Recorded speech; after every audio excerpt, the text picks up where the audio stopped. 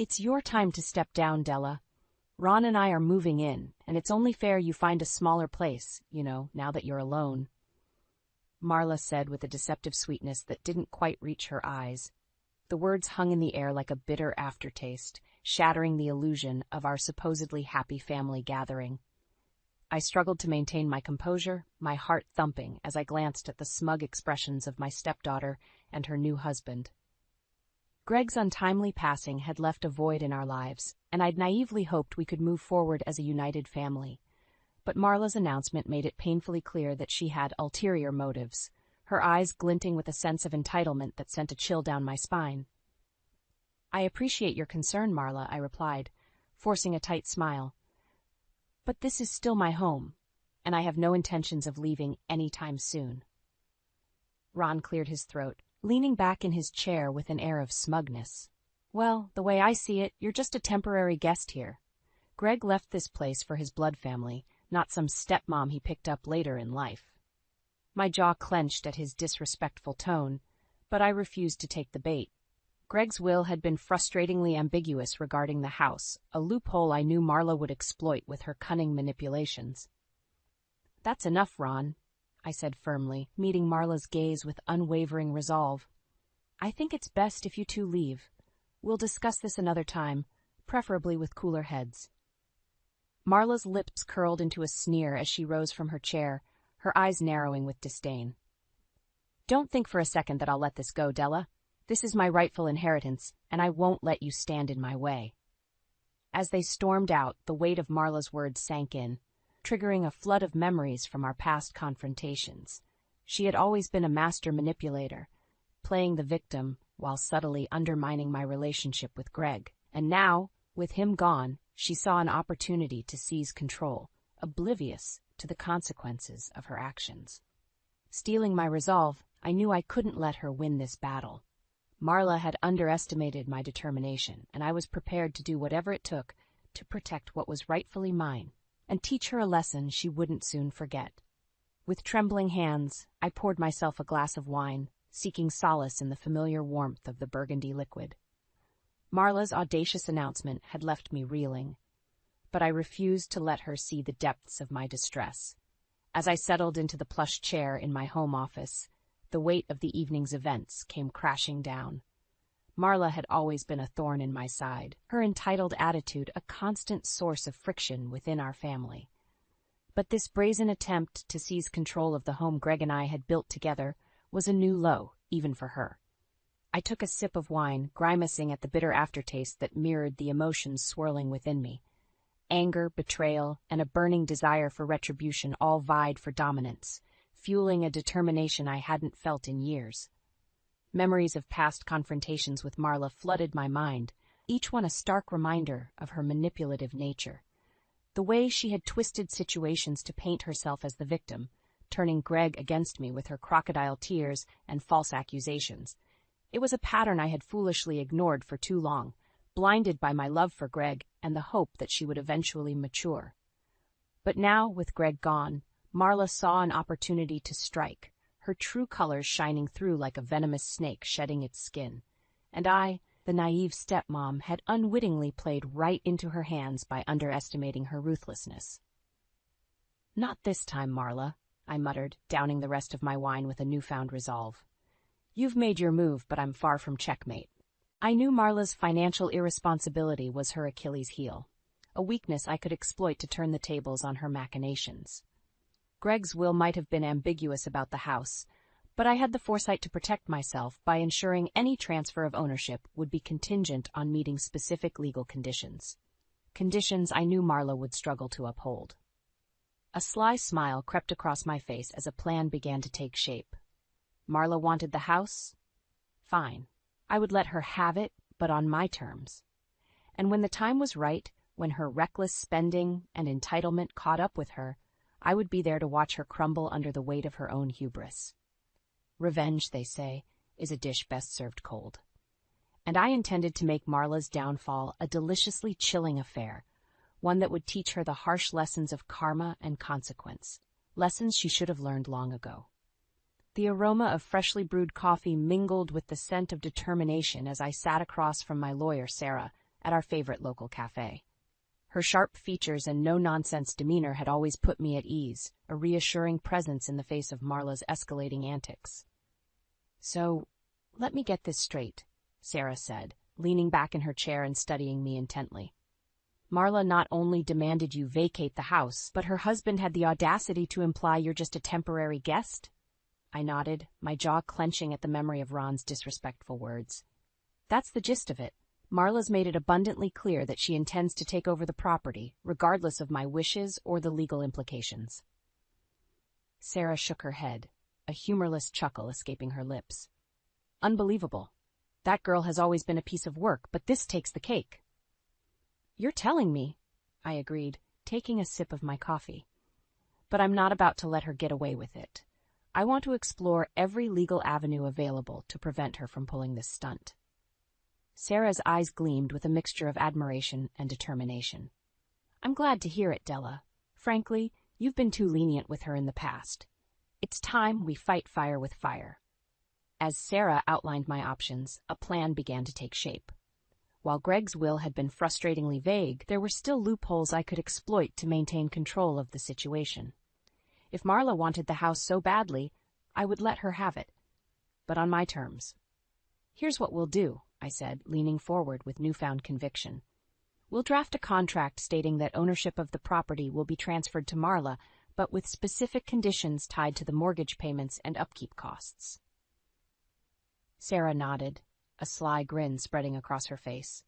"I like where you're going with this. We'll include clauses that will be difficult for her to maintain, given her financial irresponsibility."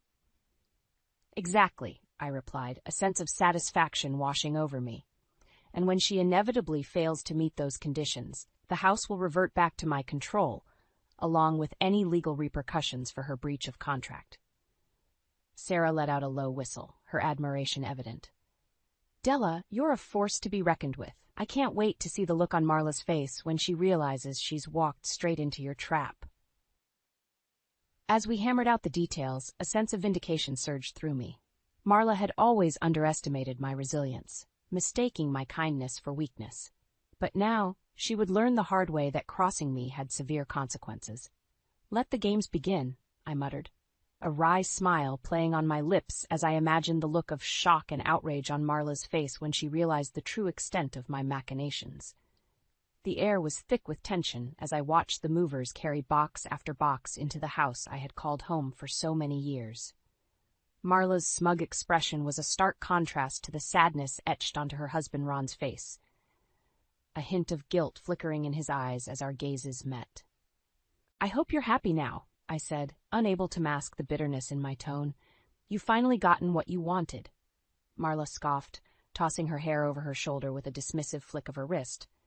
"Don't be so melodramatic, Della. This is just the natural order of things. You had your time, and now it's ours." I bit back a scathing retort, reminding myself to play along, for now.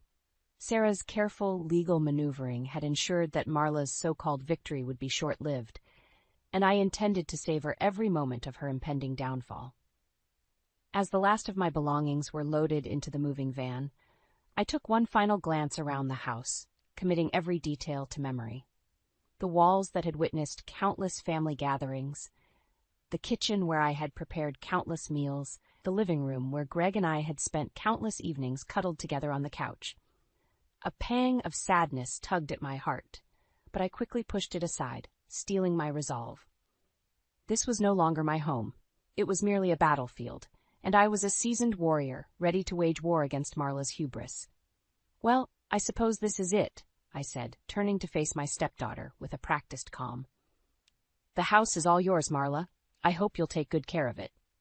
Marla's lips curved into a smug smirk, her eyes glinting with a sense of triumph that made my blood boil. "Don't worry, Della. I'll make sure to keep everything in tip-top shape. After all, this is my rightful inheritance." I forced a tight smile, resisting the urge to wipe that smug grin off her face. "We'll see about that," I muttered under my breath as I climbed into the waiting van. As we pulled away from the house, I couldn't help but feel a sense of anticipation bubbling within me. Unbeknownst to Marla, I had already set the wheels in motion for her inevitable downfall. A quick call to a trusted real estate agent had ensured that the property would be closely monitored, with any potential issues or foreclosure proceedings promptly reported to me. And with the carefully crafted legal conditions Sarah had woven into the transfer agreement, it was only a matter of time before Marla's financial irresponsibility caught up with her. A sly grin spread across my face as I settled into the plush seat of the van, already envisioning the look of shock and dismay on Marla's face when she realized the true extent of my machinations. "Checkmate, my dear," I murmured, watching as the house, and Marla's false sense of victory, disappeared in the rearview mirror. The modest apartment felt like a sanctuary, a haven from the chaos and betrayal that had plagued my life in recent weeks. As I unpacked the last of my belongings, a sense of calm washed over me. A calm that was tempered by a simmering determination to see my plan through to its inevitable conclusion. I had chosen this place strategically, a comfortable yet unassuming abode that would lull Marla into a false sense of complacency. She had always been one to judge based on appearances, and I knew she would revel in the idea of her once formidable stepmother being reduced to such modest living quarters. Little did she know that this was all part of my carefully orchestrated scheme. As I settled onto the plush couch, a wry smile tugged at my lips. Sarah had worked her legal magic, weaving a web of conditions and clauses into the transfer agreement that would prove to be Marla's undoing. It was only a matter of time before her reckless spending habits and financial irresponsibility caught up with her, setting the stage for the ultimate comeuppance. The sound of my phone ringing jolted me from my reverie, and I couldn't help but chuckle as I glanced at the caller ID. It was my trusted real estate agent, Cynthia, the woman tasked with keeping a close eye on the house and any potential issues that might arise. "Hello, Cynthia," I answered, my voice brimming with confidence. "I trust you have some good news for me?" "You know me too well, Della," Cynthia replied, her tone laced with a mixture of amusement and admiration. "It seems your stepdaughter has already started making waves. The bank has been in touch, reminding her about the upcoming loan renewal and the importance of maintaining a spotless credit history." I couldn't help but let out a satisfied chuckle. The loan renewal clause had been a stroke of genius on Sarah's part, a ticking time bomb that would detonate the moment Marla's financial house of cards came crumbling down. "Excellent," I said, leaning back into the couch's plush embrace. "Keep me updated on any developments, won't you, Cynthia? I have a feeling things are about to get very interesting." "You can count on it," Cynthia assured me. "I'll be sure to keep a close eye on the situation and report back any juicy details." As I ended the call, a sense of anticipation coursed through my veins. The trap had been set, and Marla was blissfully unaware of the snare tightening around her. All I had to do now was sit back and wait for her inevitable missteps to trigger the collapse of her ill-gotten gains. With a contented sigh, I reached for the remote control and turned on the television, eager to lose myself in mindless entertainment as the wheels of my revenge continued to turn in the background. "Enjoy your victory while it lasts, Marla," I murmured, a sly grin etching itself onto my features, "because when the dust settles, you'll be the one left picking up the pieces." The sound of shattering glass echoed through the once pristine hallways, punctuated by Marla's shrill screams and Ron's futile attempts to placate her. As I stepped through the front door, the scene that greeted me was one of utter chaos. A stark contrast to the orderly home I had maintained for so many years. "You idiot!" Marla shrieked, her face contorted with rage as she hurled a vase across the room, narrowly missing Ron's head. "How could you let this happen?" Ron cowered like a scolded puppy, his shoulders slumped in defeat. "I'm sorry, babe," he mumbled, his voice trembling with fear. "I thought we had more time to get our finances in order." I cleared my throat, announcing my presence with a calm that belied the inner satisfaction coursing through my veins. "Is everything all right here?" Marla whirled around, her eyes blazing with a mixture of anger and humiliation. "You!" she spat, jabbing an accusatory finger in my direction. "You did this, didn't you? You set us up with those ridiculous loan conditions, knowing we'd never be able to keep up." A wry smile tugged at the corners of my mouth as I took in the scene of Marla's unraveling. The once immaculate living room was a testament to her descent into chaos, with overturned furniture and shattered knickknacks strewn about like casualties on a battlefield. "I have no idea what you're talking about, Marla," I replied, feigning innocence. "This is simply the consequence of your own actions, or should I say, inactions?" Ron's eyes darted between us, a flicker of understanding dawning in their depths. "Babe, maybe she's right," he ventured cautiously. "We've been living way beyond our means, ignoring all the warning signs." Marla's jaw tightened, her nostrils flaring with indignation. "Don't you dare take her side," she hissed, rounding on her husband with a fury that made him flinch. "This is all part of her twisted game. She's been plotting against us from the start." I couldn't help but chuckle at the irony of her words. "You give me far too much credit, Marla," I said, taking a step closer. "The only game being played here is the one you started when you tried to take what wasn't rightfully yours." Realization began to dawn on Marla's face, her eyes widening as the pieces fell into place. The loan renewal clause, the meticulous monitoring of the property's value, the mounting debt that had spiraled out of control, it had all been a carefully orchestrated trap, and she had waltzed right into it. "You knew," she whispered, her voice laced with a mixture of awe and fury. "You knew I'd never be able to keep up with the payments, and you let me take the house anyway." I nodded, savoring the taste of her defeat. "Of course I did, dear. You see, I've learned a thing or two about the consequences of greed and entitlement over the years, lessons that you, unfortunately, have yet to grasp." As Marla sank to the floor, her carefully constructed facade of superiority crumbling around her, I couldn't help but feel a sense of vindication. The scales of justice had finally been balanced, and the price of her hubris had been paid in full. The air was thick with tension as I surveyed the wreckage of what had once been a pristine living room. Marla sat on the floor, her shoulders slumped in defeat, while Ron hovered nearby, his expression a mixture of guilt and resignation. "Well, well, look at the mess you've made," I said, my voice laced with a mix of triumph and pity. "And to think, this could have all been avoided if you'd just learned to control your entitlement and greed." Marla's head snapped up, her eyes blazing with fury. "Don't you dare lecture me, Della," she spat, her words dripping with venom. "This was all part of your twisted little revenge scheme, wasn't it?" A wry smile tugged at the corners of my mouth as I met her gaze unflinchingly. "Revenge? Now why would I need to seek revenge against my own stepdaughter?" Ron shifted uncomfortably, his gaze darting between us like a spectator at a particularly intense tennis match. Maybe we should all just take a deep breath and... "Shut up, Ron," Marla snarled, cutting him off mid-sentence. "This has nothing to do with you." I couldn't help but chuckle at her outburst. "You see, Marla, that's where you're wrong. This has everything to do with the both of you and your complete disregard for consequences." Marla opened her mouth to retort, but I held up a hand, silencing her. "No, let me finish. For years I've watched you manipulate and scheme, always taking what you wanted without a second thought for the fallout. You tried to turn Greg against me, you tried to take this house that wasn't rightfully yours, and all the while you've been living beyond your means, racking up debt like it was a badge of honor." Ron's brow furrowed as he processed my words, and I could see the realization dawning in his eyes. "Wait, so those loan conditions, the monitoring of the property value, that was all you?"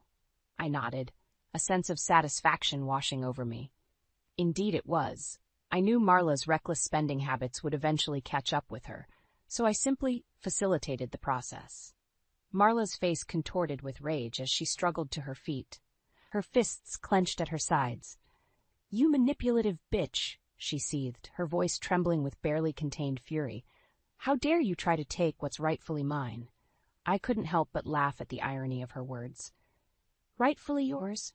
Marla, you've never understood the concept of hard work and sacrifice. This house, this life that you so desperately coveted, was built on the foundation of my blood, sweat, and tears. Greg may have left the ownership of this property ambiguous, but he knew in his heart who truly deserved it." As my words sank in, I could see the fight draining from Marla's body, her shoulders slumping in defeat. Ron, ever the passive accomplice, simply stood by silently, his expression a mixture of awe and resignation.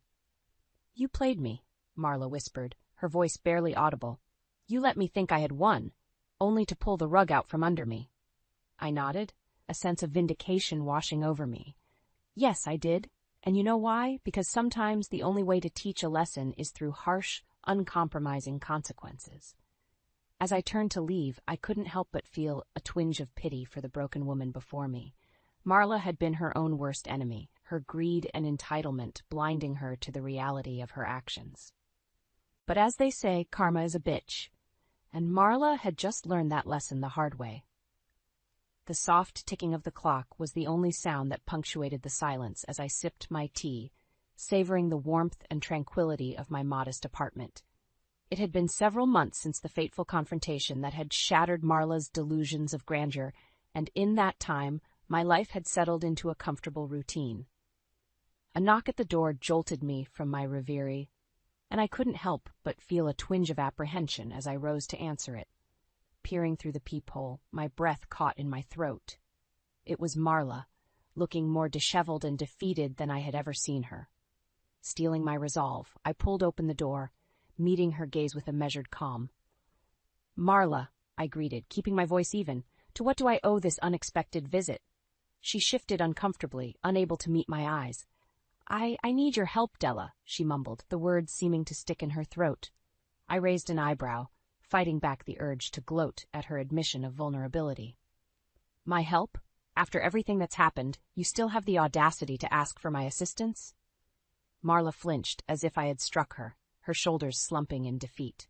I know, she said, her voice laced with a weariness that tugged at my heartstrings. "I was a complete monster to you, and I don't deserve your kindness." Sighing, I stepped back and gestured for her to enter. "Well, you might as well come in and explain yourself." As she settled onto the couch, I couldn't help but notice the shadows under her eyes and the pallor of her skin, telltale signs of the stress and turmoil she had endured in recent months. "I've hit rock bottom, Della," she began, her voice barely above a whisper.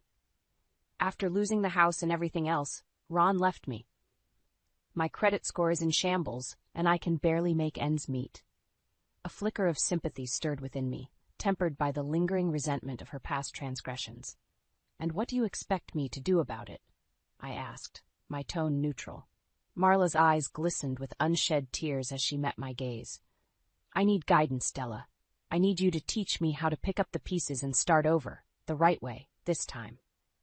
For a long moment I studied her, searching for any hint of deceit or manipulation, but all I saw was a broken woman, humbled by the harsh lessons of consequence and karma. Finally I nodded, a small smile tugging at the corners of my mouth. "All right, Marla, I'll help you, but on my terms. This won't be an easy road, and you'll have to follow my lead without question." Relief washed over her features, and she nodded eagerly. "Anything, Della. Just tell me what to do."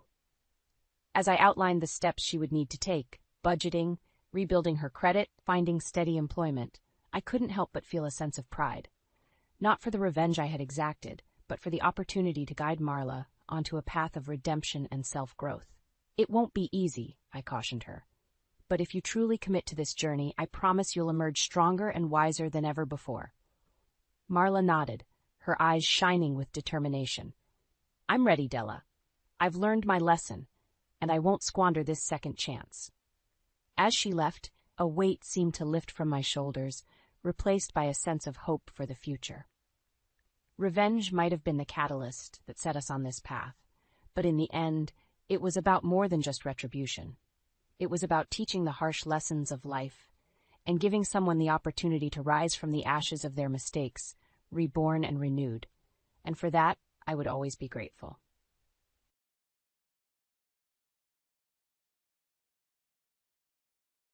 I couldn't help but doubt my eyes. The figure of my husband was there, where he shouldn't have been. Huh? Why? Why are you here? My husband should be on a business trip to the West Coast. Yet, unexpectedly, he's in a hospital in the East Coast, and not only that, he's in a neighboring state. That wasn't the only thing that surprised me. Next to my husband, there was a woman and a child sitting closely together. The mother and child directed soft smiles at my husband, and he responded with kindness, smiling back at them. If a stranger were to see it, they would think it's a scene of a happy family, I thought. but I felt differently. The scene I was seeing was a strange one. My own husband with a strange woman and child. I couldn't just let it slide like this. Slowly, I approached them and called out from behind. My name is Natalie Harper, and I'm 35 years old. After graduating from college, I started working for an advertising agency and got married at the age of 28. And I have been married for 7 years this year. My daughter Alana, who was born when I was 30, is almost 5 years old.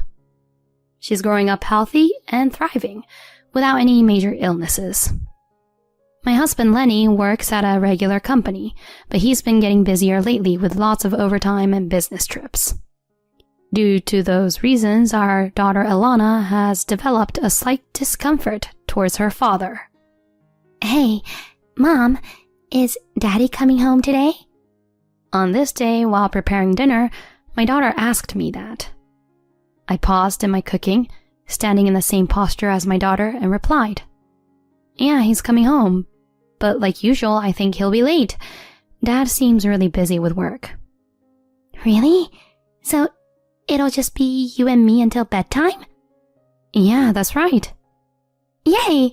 Let's watch cartoons together. That's fine. I'll eat dinner and take a bath first. Yes.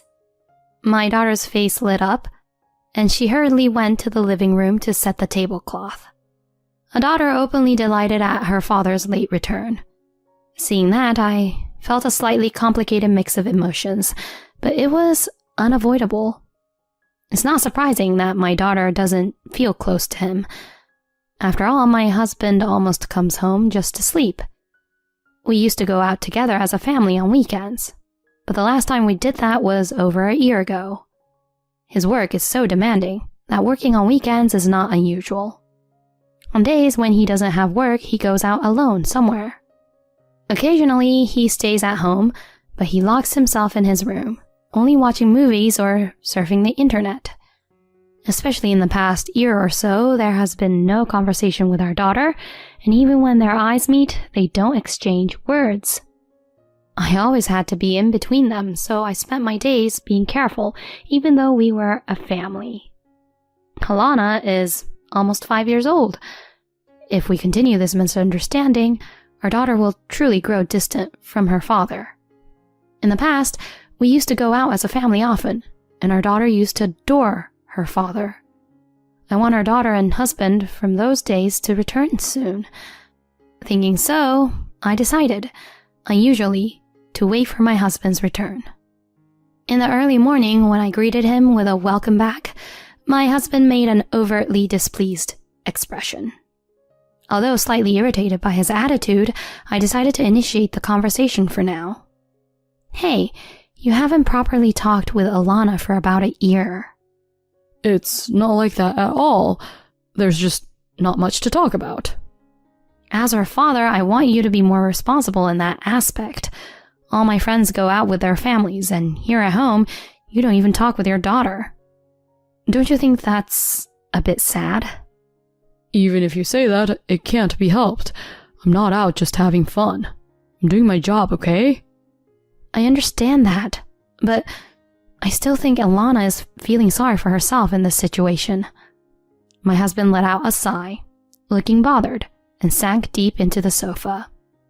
As I sat next to him, Lenny, loosening his tie, slowly spoke. "I'm sorry, but I'm really busy right now. There's a promotion at stake, and I want to focus on my work." "Your dedication to your job is evident, but isn't family important too? I know working on weekends is tough, but just for one day." "I don't want to be surpassed by other colleagues. Can't you understand? I've been working so hard for the sake of my family." "I understand that, but..." Having said this much, I found myself in distress. I know that my husband is dedicated to his job and is desperately working for his promotion. But he is so absorbed in his work that he doesn't see my daughter or me now. If this continues, there will be cracks, not only in my relationship with my daughter, but in my entire family. Feeling insecure, I willingly confided my feelings to my husband. "Lenny, please, I understand you're busy, but I want you to keep Alana's birthday open. Huh? Birthday? Yes, next month on the first Sunday. Technically, her birthday is on a Friday, right? But I also work on weekdays, so I want to take her out on Sunday. I don't know my schedule for next month yet. But at this point, there are no business trips, right? Even if you work on weekends, you can take a day off, can't you? Please, for Alana's sake. My husband, in response to my repeated requests, bluntly said, Well, I get it. I understood that he reluctantly agreed even though he was in a bad mood, but even so, I was happy. The next day, while having dinner, I asked Alana, Hey, Alana, your birthday is coming up soon, right? Is there anything you want? Huh? Really? I want something to make ice cream. An ice cream maker, maybe? How about we go look at them together sometime? Yeah. Yay, I'm so happy. With a beaming smile, Alana happily continued eating her hamburger for dinner. Feeling in good spirits at that moment, I temporarily set down my fork and looked into my daughter's eyes. You know, Alana, for your birthday, how about going out with Dad and me?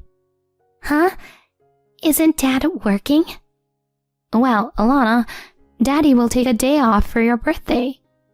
So, let's go wherever you want. Just the three of us. Really? I want to go to an amusement park. Got it. Then, let's go to the amusement park as a family. You can choose the place you like as long as we can get there. Okay? Yay! Thanks, Mom. During the meal, my daughter was fidgety, repeatedly asking, Is Dad really coming? And, Can we really go with the three of us? Feeling the overwhelming cuteness, I couldn't help but smile. Although I had thought my daughter disliked her father, it seemed that deep down she had been lonely. She appeared much happier than I had imagined, particularly reacting to the idea of the three of us being together as a family. One day, as the weekend with plans to visit the amusement park with our daughter approached, my husband came home unusually early. He awkwardly opened his mouth, saying, Hey. When I asked what happened, he remained silent for a moment and then spoke with a heavy heart. I have a business trip from Thursday to Sunday this week. What are you talking about? You promised to keep that day open because it's Alana's birthday, didn't you? It can't be helped. The person who was originally supposed to go suddenly couldn't make it. I was the only one who could replace him. Even so, why didn't you refuse this time? Do you realize how much Alana was looking forward to it? I'm telling you, there was no other option. It wasn't a situation where I could refuse. Despite our daughter sleeping in the next room, my husband raised his voice without concern. Alana is sleeping. Attempting to calm him down, I try, but he continues to shout with a flushed face. It's easy for you since you work in a company where you can leave on time. But I'm different. My advancement depends on how quickly I can rise in a highly competitive environment. Advancement. What exactly is it? I understand that work is important. But what about us? What about our family? It's a wife's duty to support her husband. This is why I dislike people working in laid-back workplaces. But if that's the case, at least come back early on Sunday. Impossible. The business trip is to the West Coast and it takes 5 hours one way by plane. Anyway, I can't cancel the business trip from Thursday, so you two go together. Wait, Lenny? Ignoring my calls, my husband left the living room. Inside the room, only my sighs echoed. Time passed without me being able to tell my daughter the truth because I didn't know what to explain to her. On Thursday night, the night my husband left for his business trip, I reluctantly decided to confess. Hey, Mom, we're going to this amusement park on Sunday. Sorry, Alana. Actually, Dad, he has a business trip starting today until Sunday. For work? Yeah, I'm sorry. So is it okay if it's just you and me? I understand. then you and I will go to the amusement park. A moment of silence hinted at our daughter's feelings. She probably wanted to go with her father as a family of 3. But she pretended to be okay, not to trouble me. Realizing that, I felt a surge of guilt, almost bringing tears. Even so, for the smiling daughter in front of me, I managed to hold back the tears. Even though Sunday would be just me, I was determined to make sure Alana had a great time. Someday, I'll make it up to Alana. A few days later, on the day of the amusement park visit, early in the morning, my daughter returned home and began preparing to go out on her own. To enter as soon as the park opens, we left home at 7. Clearly excited, she frolicked around the amusement park all day. But upon closer inspection, her face seemed a bit flushed. Worried, I stopped her. Alana, wait a moment. What, Mom? I grabbed her arm and placed my hand on her forehead.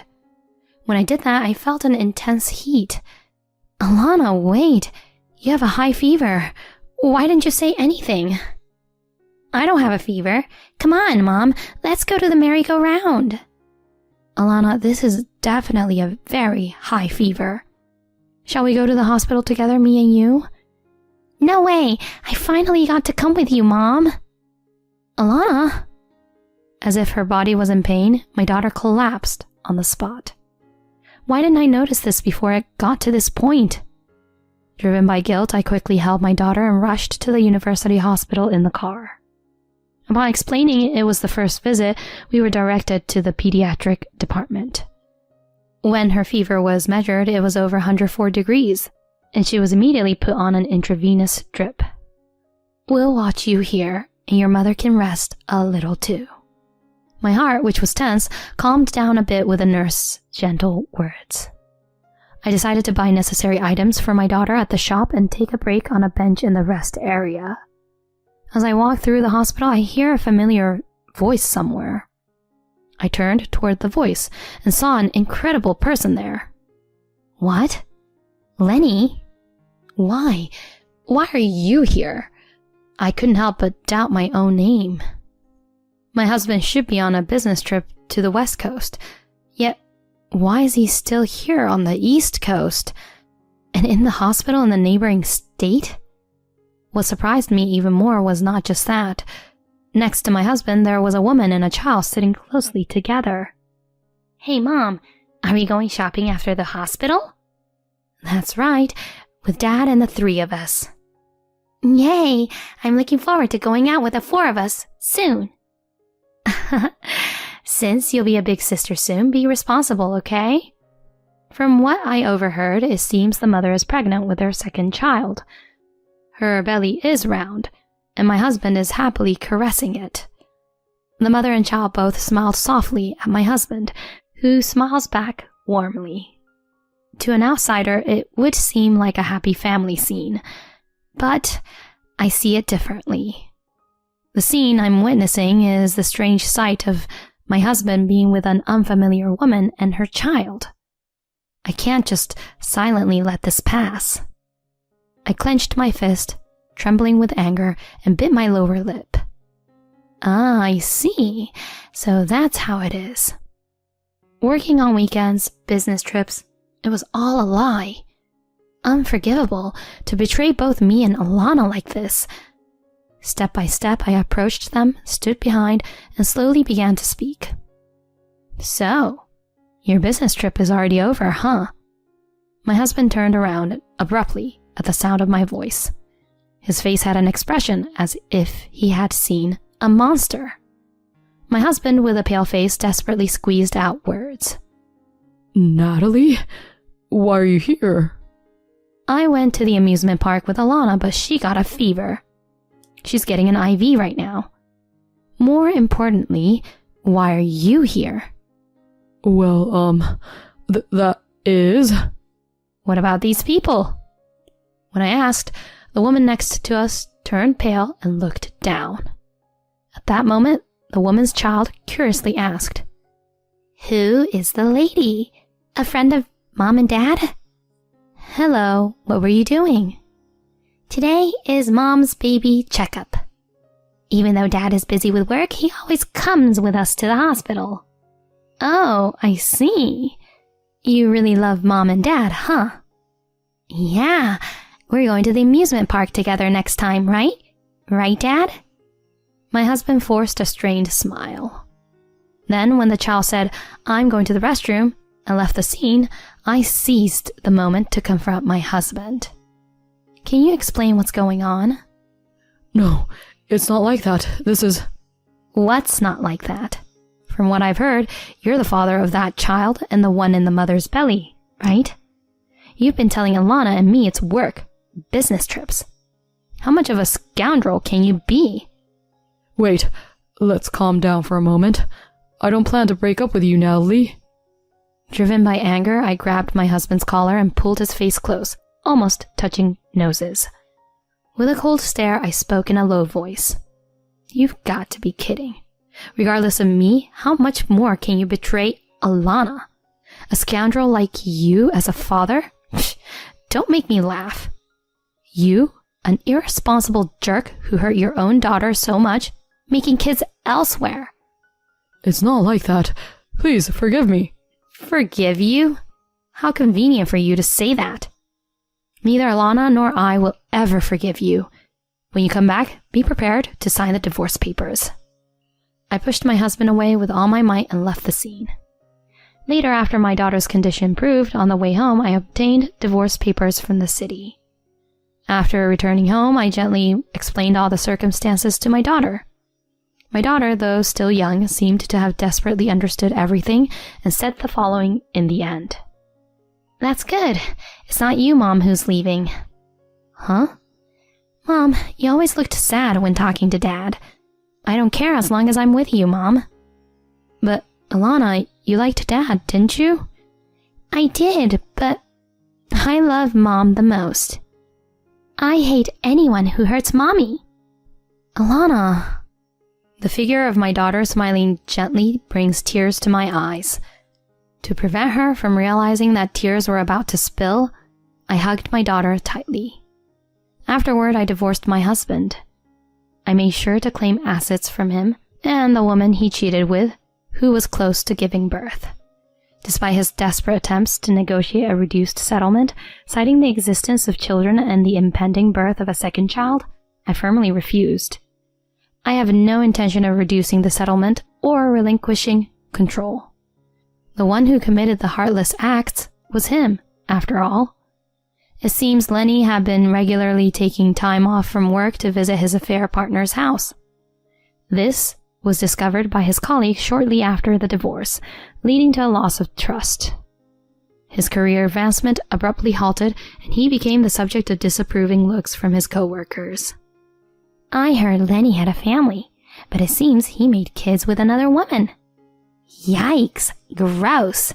Not only can't he do his job, he doesn't even have common sense. Well, if he's that useless, it would be better if we quit. Despite these insinuations, he has managed to stay at the company to pay my alimony and Alana's child support. I'll watch from a distance to see how long this situation continues. On the other hand, as for me, I moved to an apartment near my workplace, starting a life alone with my daughter. Both sets of grandparents regularly visit our home to ensure my daughter doesn't feel lonely.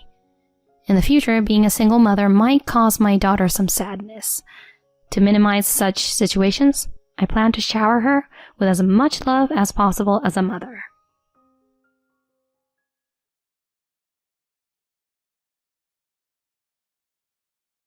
When I returned home on the night of the wedding anniversary, there was my husband and the figure of an unfamiliar, flashy-looking woman.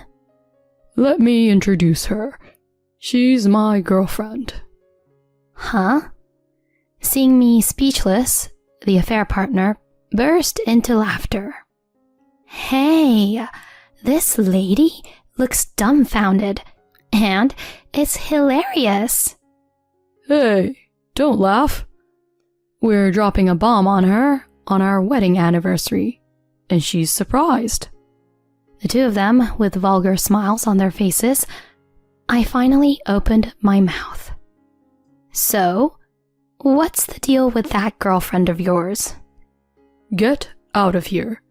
We'll be living here. Me and her. You're useless here. Pack your things and be gone by tomorrow. Why are you suddenly saying this? Do you think I'll agree to that? Hey, haven't I said enough?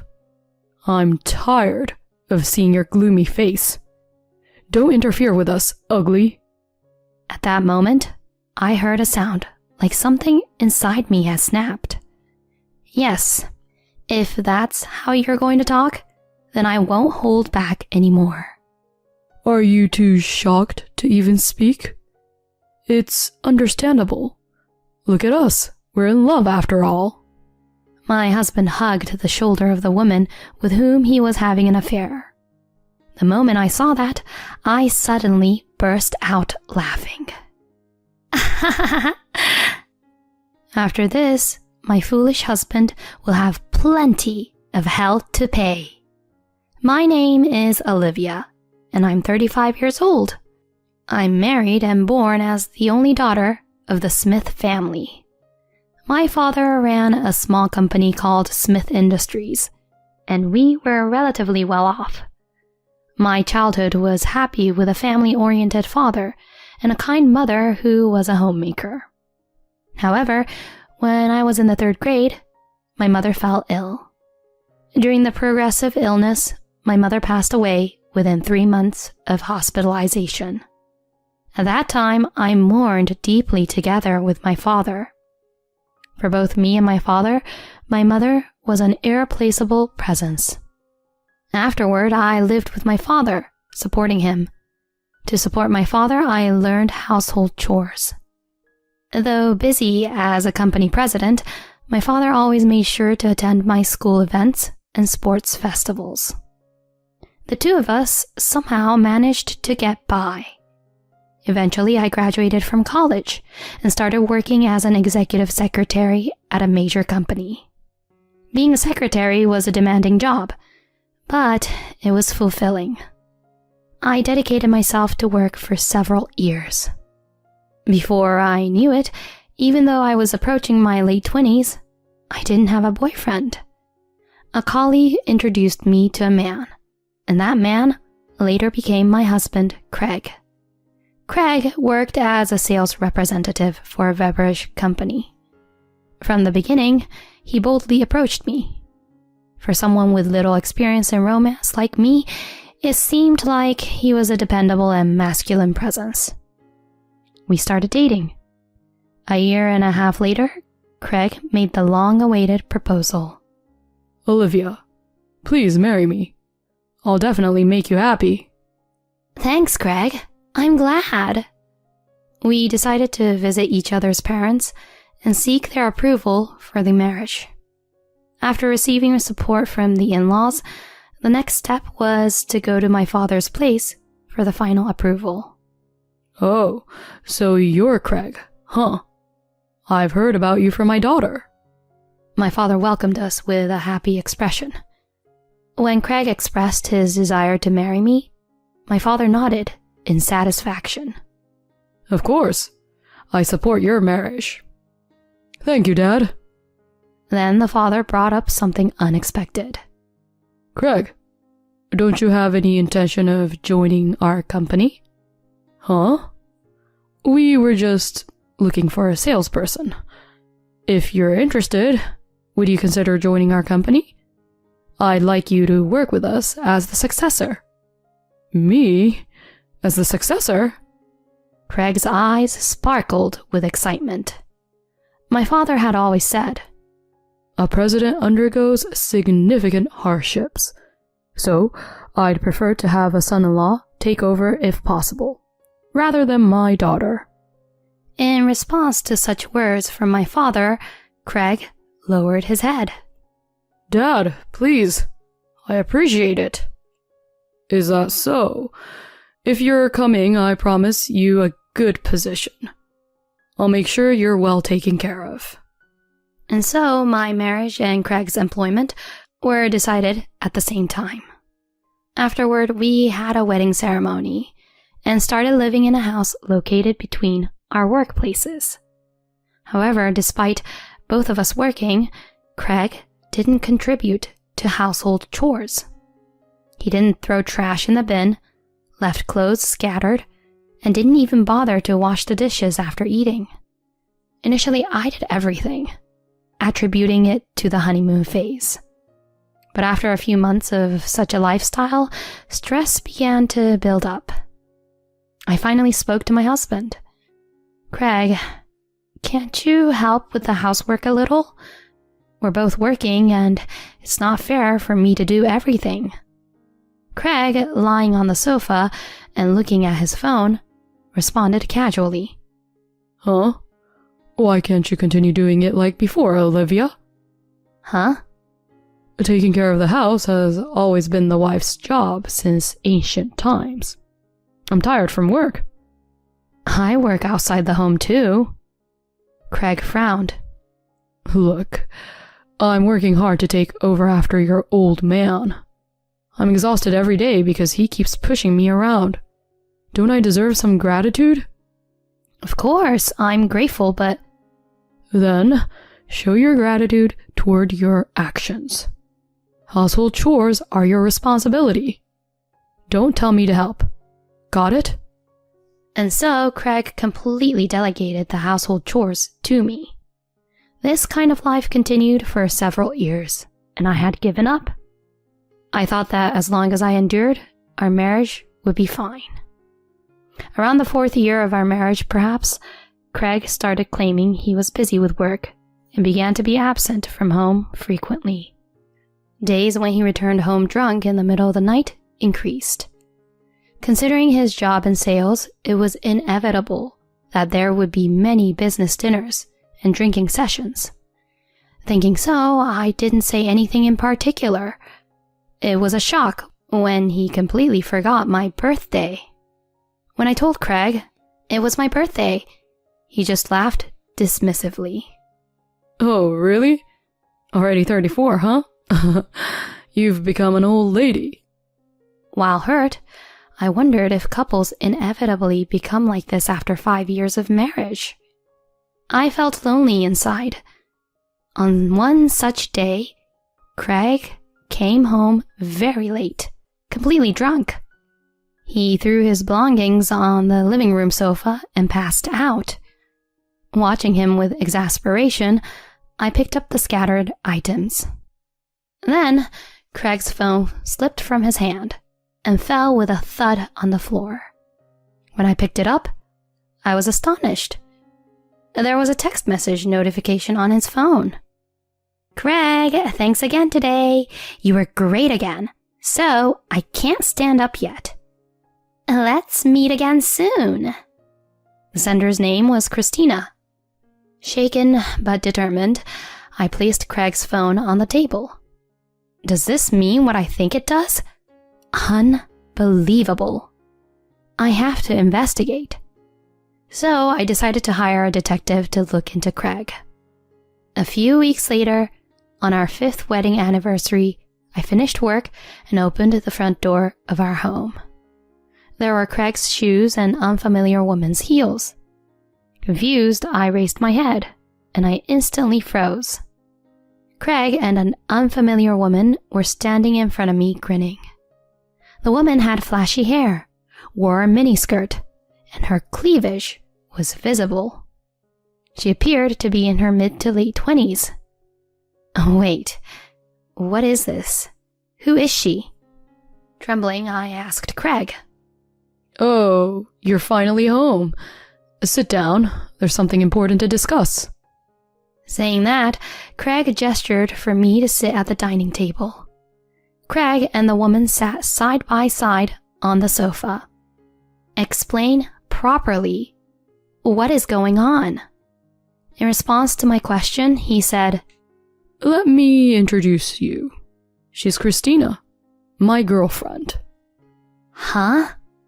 Seeing me in shock, Christina burst out laughing. Seriously, this old lady is dumbfounded. It's hilarious. Hey, don't laugh like that. We're dropping a bomb on her on our wedding anniversary, and she's surprised. The two of them, with vulgar smiles on their faces, I finally found the strength to speak. So, what's the deal with this girlfriend of yours? Get out of here. She and I will live here. You're no longer of any use to us. Just pack your bags and be gone tomorrow. What are you suddenly talking about? Do you think I'll accept that? Hey, don't I have to say this much before you get it? I'm tired of seeing your annoying face. Don't interfere with us, ugly. At that moment, I heard a distinct sound of something breaking within myself. Yes, that's how you want to put it? Fine. I won't hold back either. Shocked into silence, huh? Well, considering we're in love, it's understandable. My husband hugged the shoulder of the woman with whom he was having an affair. The moment I saw that, I suddenly burst out laughing. Craig and Christina look at me with an eerie expression as I suddenly start laughing. What's wrong with you? It's creepy. Hey, what's up with this lady? I can't believe she suddenly started laughing. Did she go crazy from the shock? After laughing for a while, I wiped away the tears accumulating at the corners of my eyes and said, "It's about time, isn't it?" Huh? Just then, our home doorbell rang, and there stood my father. I had called my father immediately after inviting them into the house earlier. "Hey, who's this old man?" Christina's face was distorted. Then Craig hurriedly told her. Dad, what happened all of a sudden? Craig, what on earth is going on? Suddenly, Craig's eyes darted around nervously. We, father and I, stood side by side in front of Craig and Christina. Without hesitation, I addressed Craig's affair partner. Now, Christina, was it? First of all, where did you meet Craig? As I started the conversation, Christina answered while glaring at me. Craig visited the club where I worked. When you say club, do you mean a nightclub or something? Yeah, but what's the problem with that? No problem at all. So did you and Craig meet at the club and fall in love? Why were you attracted to Craig?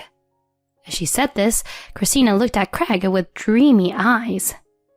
Because Craig is the next president, isn't he?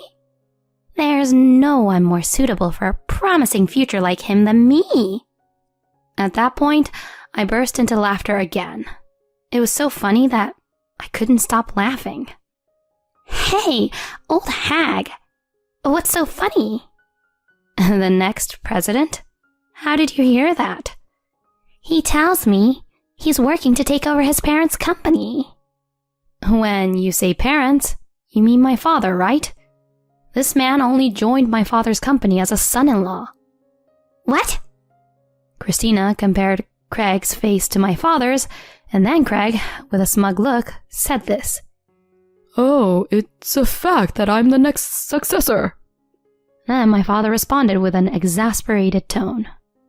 After causing such a scandal, how do you think you can inherit the company? Huh? Craig was the only one not grasping the situation. He had been planning to inherit the company despite cheating on me and telling me to get out. Realizing this, I was genuinely disgusted. My father only wanted to let you inherit the company because you're my husband. After betraying me, he's not going to announce the company now. What? Wait a minute. That's a problem. Then my father spoke. For now, you're fired as of today. What? Fired? Why should I be fired from my company for something private? That would be an unfair dismissal. Craig turned bright red and attacked me, but my father calmly told him off. We did an internal investigation and found that you were skipping out on company business while you were out on your rounds. There are records on the dash cam showing you going to a motel. Were you meeting that woman during work? Ugh. Your sales performance was terrible, and your work attitude was terrible. Even so, I kept you around solely for my daughter's sake. However, even that sense of obligation is gone now. You're fired. Absolutely. Craig, stunned by his father's words, faltered. Then, Christina raised her voice. Wait a minute. Does that mean Craig will be unemployed? That's right. My condolences. Craig, with a pale face, informed Christina. Well, but it's okay, right? We have love. If you, Christina, support me until I find a new job... Love, huh? As I said this mockingly, Craig glared sharply at me. What's with you? Don't be jealous, ugly. Here you go, a present from an ugly woman to you. I spread several photos on the table.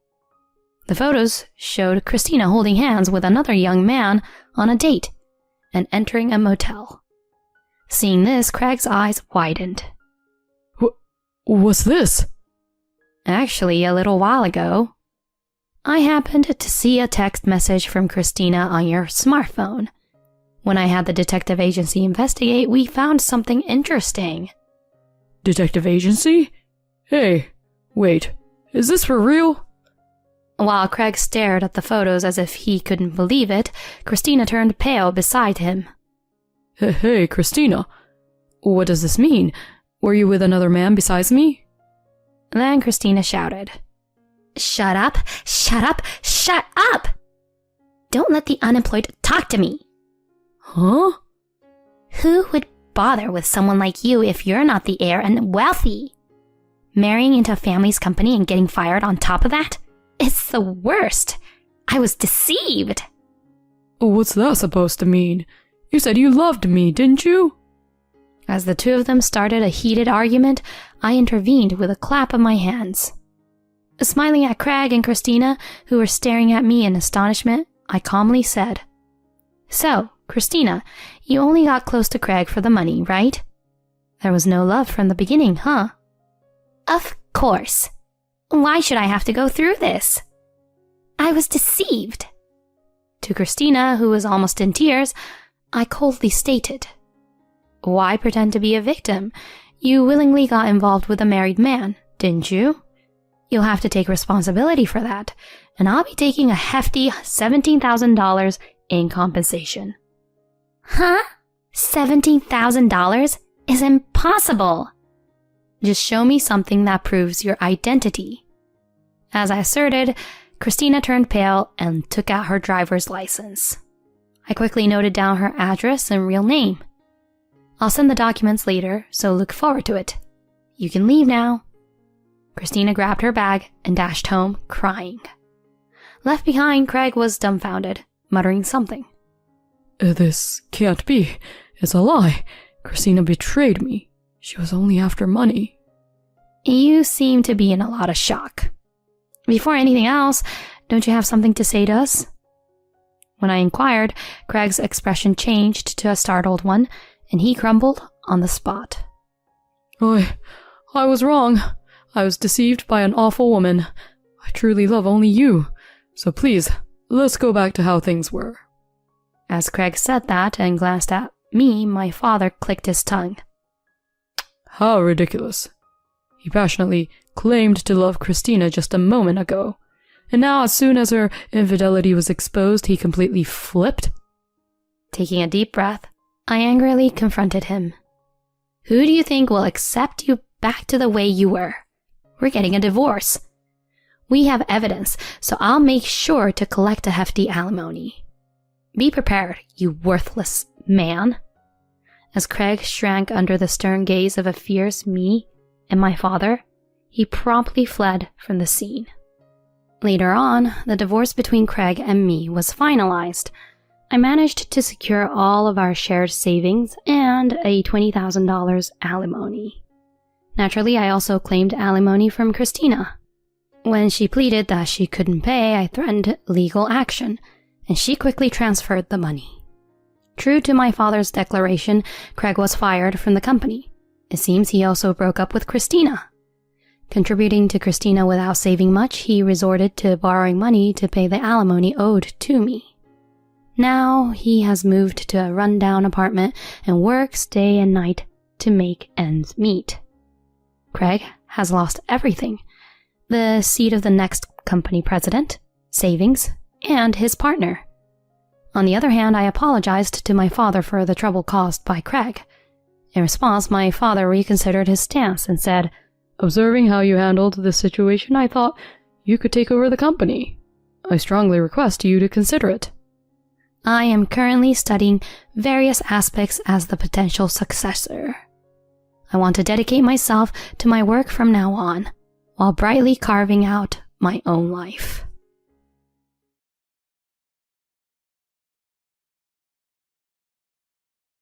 At home, when I was packing my belongings, my smartphone suddenly rang. The screen displayed the word, "Mom." I picked up the phone and answered the call. "Hello?" "Hey, where are you right now?" "I'm at home." "Our son has been urgently transported to the hospital. Come to the hospital right away." In a tense moment, my mother-in-law informs me of my husband's emergency, but I could not suppress a burst of laughter. "Mom, I'm not going to the hospital, okay?" "What are you saying? If something happens..." "I don't care about if something happens, because my feelings have been decided for a long time. My name is Ashley Miller, and I'm 29 years old. I'm a very ordinary company employee working for a major beverage manufacturer. My husband, Travis, and I have been married for over 2 years. People around me often say things like, "Seems to have no worries," and each time I laugh it off. But is there really anyone in this world without worries? Even someone as carefree looking as me is currently burdened by a significant concern. The catalyst was 3 months ago, and it happened so suddenly. My smartphone received a message from my husband. "Will be late due to overtime." Since preparing dinner for just myself after returning home seemed troublesome, I decided to dine out somewhere. I headed to a restaurant that had caught my interest, 3 stops before the nearest station. Despite being tired from work, it being the weekend made my steps light. This restaurant had received high ratings, and I had wanted to try it for a while.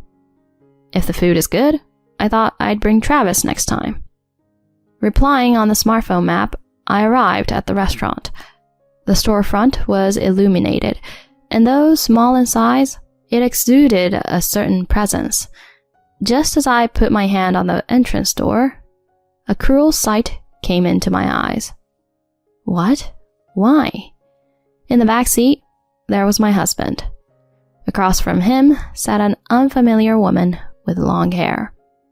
Without hesitation, I let go of the doorknob and desperately tried to control my trembling body.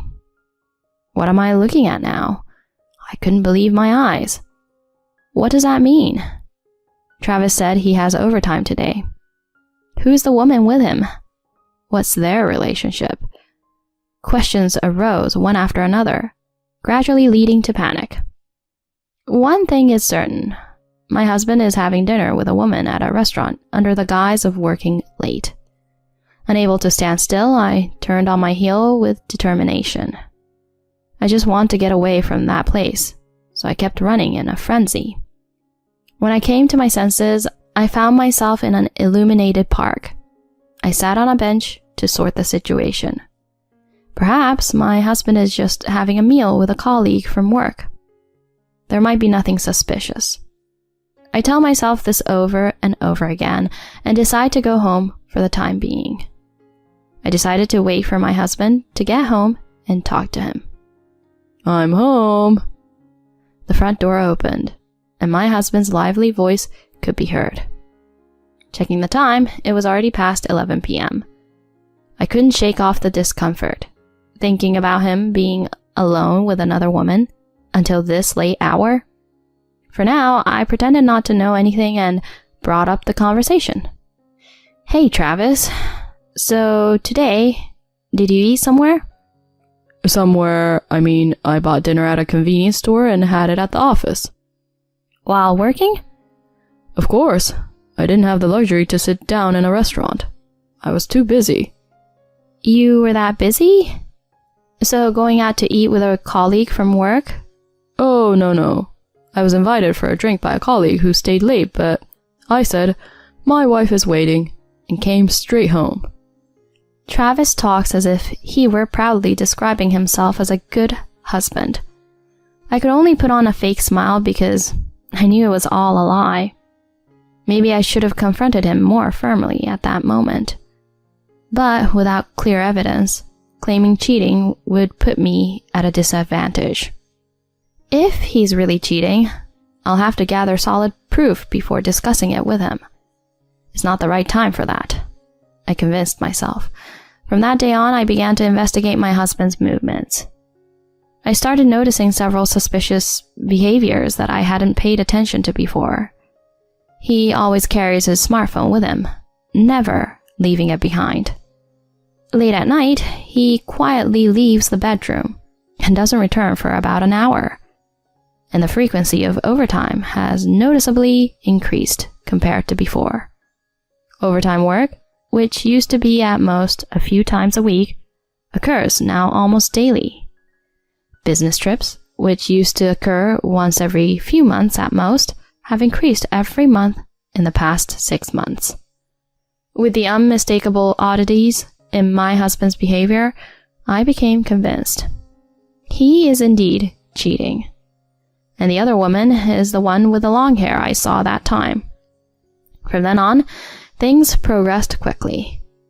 Since my working hours end an hour earlier than my husband's, on days when I received a notice about overtime, I started waiting for him at a cafe where I could see his office. When he came out, I followed him and, as expected, found him meeting his affair partner in an alley. It was a woman I saw at that restaurant. The two of them boldly embraced, exchanging kisses a few times. I recorded that moment on my smartphone, enduring the nausea. Afterward, they hailed a taxi and disappeared somewhere. Since further tailing them was difficult, I abandoned the pursuit there. Back home, I checked the video, but due to the darkness, it wasn't very clear. I don't know if this is enough evidence. So I decided to take the bold step of hiring a private investigator. While searching for a reputable detective agency on my computer, my smartphone rang. When I realize it's my mother-in-law calling, my brow furrows involuntarily. Letting out a deep sigh, I switched my mindset and answered the phone. Hello? Ah, Ashley, it's me. What were you doing just now? Huh? Right now? Well, I was doing some research on the computer.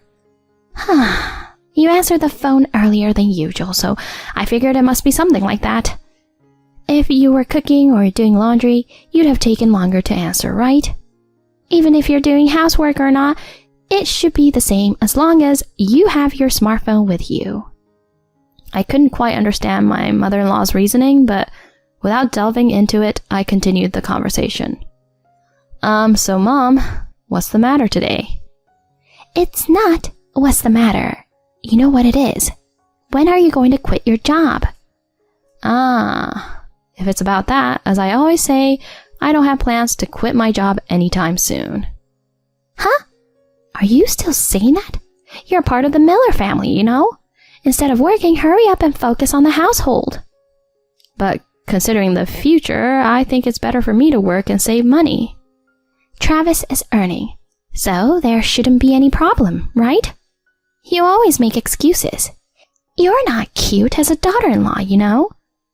In my usual habit, I involuntarily mutter an apology. I'm fed up with myself like that. Is it a story from some bygone era that women quit their jobs and enter the home just because they got married? To put it plainly, I actually earn more than my husband. My mother-in-law is still unaware of this fact, and she mistakenly believes I'm just a daughter-in-law who continues to work without contributing significantly. It's fine that her son is dear to her, but it's going too far. The calls from my mother-in-law are increasing day by day. What started as once a month is now every 2 days. Every time, I'm told to quit my job and focus on the family, and it's wearing me out. Even consulting with my husband hasn't led to a solution. I've asked him many times to talk to his mother, but he hasn't done anything. Instead, my husband laughed and said, But isn't what Mom says true? Travis, do you also think I should quit my job? It's not that, but it's normal, right? A woman is better off being at home, isn't she? But if I do that, our life will... Huh? Are you implying my earnings are not enough? No, it's not like that. So that's what you mean, right? Whether you're looking down on me or not, making such comments is a turn-off. I'm sorry. Since then, I feel like I might step on his landmine again, so I can't bring up this kind of conversation. Perhaps, no matter how carefully I choose my words, he will interpret them sarcastically. If he's cheating, he likely thinks I won't find out at all. Maybe he doesn't even expect me to do anything if I find out. His actions had become so bold. Perhaps it is my own fault for not having noticed the affair before. But the fact remains that cheating is far worse. Afterward, I found a reputable private investigator.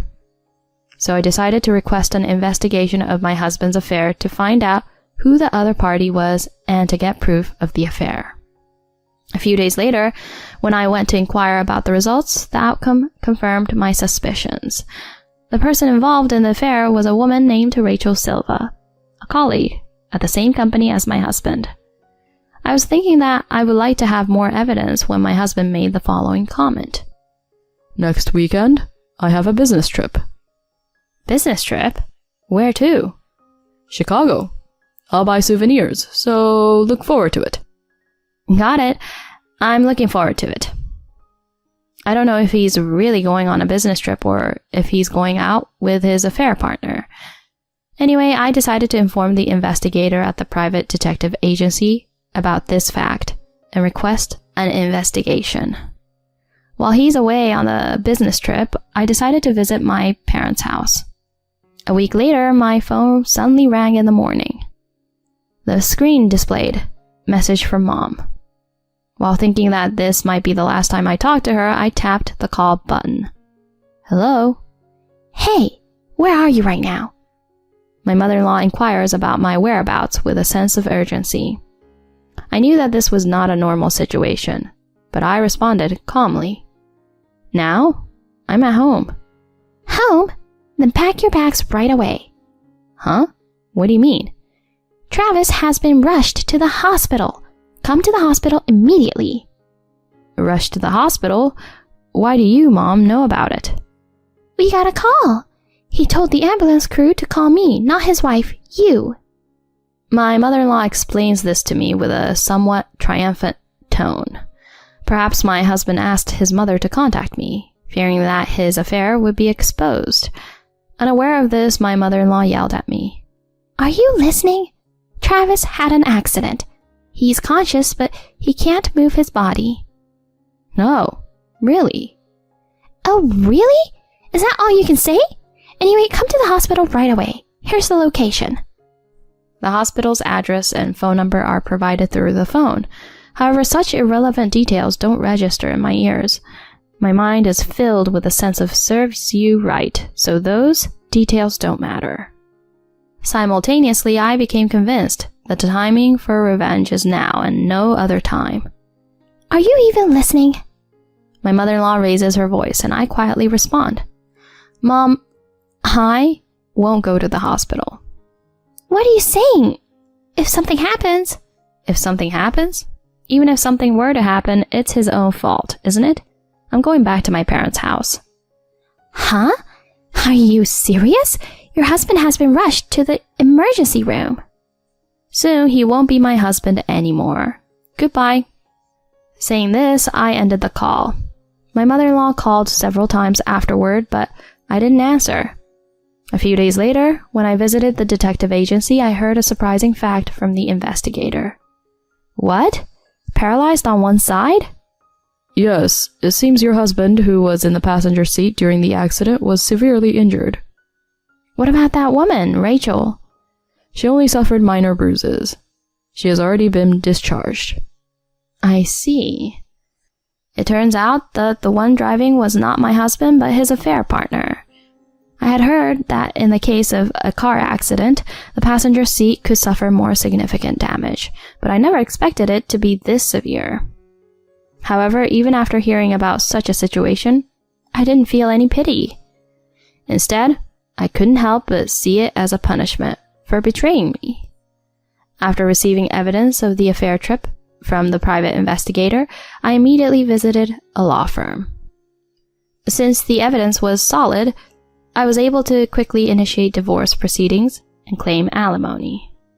That night, as I was about to go to sleep at my parents' house, my phone rang. My husband's name appeared on the screen. With the intention of settling things with this call, I answered. Hello? Ashley, why aren't you coming to the hospital? Why? It wasn't you who told the paramedics to call my mother-in-law. But you're still my wife, right? Normal wives would come, at least for a visit. Why wouldn't I come for a visit? Don't you understand that better than anyone else? Huh? Did you think you weren't caught? Your affair? That affair trip with Rachel ended in a terrible accident. My condolences. Why bring up Rachel? Seemingly, my husband didn't think I was aware. He stammered and appeared unsettled. In the background, my mother-in-law's voice could be heard asking, "What's going on?" It seemed she didn't comprehend the situation. Making sure she heard, I responded loudly. I knew you were cheating. I was just waiting for the right moment. Even this time, I went back to my parents' house when you went out. Wait a minute. I did indeed have a relationship with another woman, but we've already broken up. Broken up? As soon as I became partially paralyzed, she said, I can't handle caregiving. Ha! Serves you right, doesn't it? Being dumped so easily is quite amusing, isn't it? What's amusing about it? I'm so hurt. Just come and visit already. Even in this situation, my husband seemed devoid of any guilt. It felt foolish to continue the conversation, so I decisively spoke. So hurt? Come and visit? Don't make me laugh. Do you have any idea how much I've suffered because of your affair? You, who betrayed your wife without a second thought, have no right to say you're hurt. It's not that. See, you can't even respond, can you? You did the lowest possible thing. No matter how much you apologize or grovel, I won't forgive you. You and your mother there. You've trampled on people's feelings, caused so much suffering. I don't care what happens to you two. Recognize your sins and spend the rest of your life in discomfort. Carry that paralyzed body of yours. Wait, Ashley. Hey, Ash. I ended the call abruptly, as if cutting off his attempts to cry and beg. To avoid further involvement, I set the call to reject all future calls. Later on, we divorced. He and his cheating partner were charged a reasonable fee for the affair. The lump sum alimony payment apparently left Travis's savings in the negative. With his inability to work as before, his income essentially became zero. He was left paralyzed and in debt. He is now living with his mother at his parents' house, but his body is not doing what it wants, and he seems to be getting more and more stressed every day. Because of that, he and his mother are arguing loudly, their arguments reaching the whole neighborhood. But honestly, I don't feel sorry for them. It seems like the right consequence. At best, I hope he suffers and atone for his sins. I, on the other hand, live peacefully at home with my parents. I talked to my job about it and asked to move closer to home. After dealing with a lot, I want to be a bit kinder to myself. If I get the chance to meet someone nice, I'll take my time and build a good relationship.